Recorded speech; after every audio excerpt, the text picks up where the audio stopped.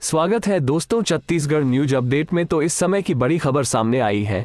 Pregnant दीदी को मारकर फांसी पर लटकाया। छोटी बहन बोली जीजा ने सीढ़ी से घसीटते हुए ऊपर ले जाकर मारा, फिर फंदे से टांग दिया।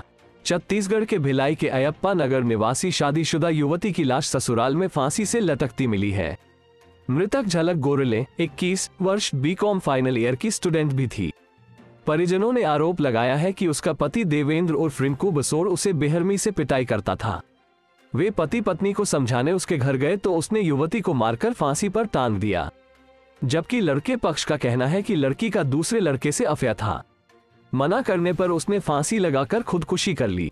झलक गोरले की छोटी बहन छाया गोरले ने भास्कर को बताया कि वो लोग अटल आवास ढांचा भवन में रहते थे।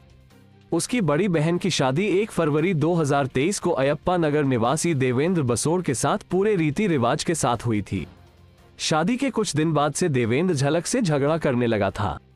वो उसे मारता पीटता था। कुछ दिन पहले उसने झलक को इतनी बुरी तरह मारा कि उसकी कमर की हड्डी टूट गई और झलक बेड पर आ गई। झलक की देखरेख करने के लिए छाया उसके पास रहने आ गई थी। छाया ने बताया कि उसके सामने देवेंद्र झलक को बुरी तरह मारता था। ये देखकर उसने अपने मम्मी पापा को बुलाया था। मां पुष्पा गोरले रविवार सुबह झलक के पास गई थी।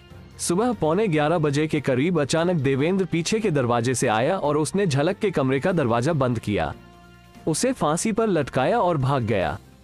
झलक की मां पुष्पा गोरले ने बताया कि उसकी बेटी दामाद को बहुत चाहती थी। वो उसे बुरी तरह मारता था, तब भी वो उसके पास रहना चाहती थी। उसके कमर की हड्डी टूट गई तो माँ बाप ने बेटी को साथ ले जाने की बात कही।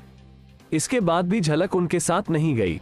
मां का कहना है कि पुलिस मामले की गंभीरता से जांच करे और आरोपी को सख्त से सख्त सजा दिलाए। देवेंद्र की मां का कहना है कि उनकी बहू झलक का दूसरे लड़के से अफेयर था। वो उसे इंस्टाग्राम में मैसेज करती थी।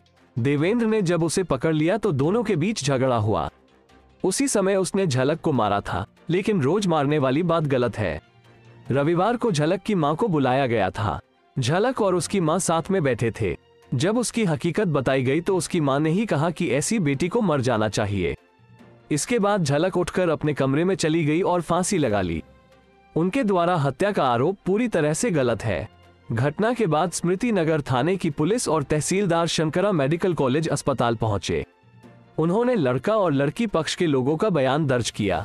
पुलिस का कहना है कि वो मामले की जांच कर रही है। लड़की ने खुदकुशी की है या हत्या, ये पोस्टमार्टम रिपोर्ट से क्लियर हो जाएगा।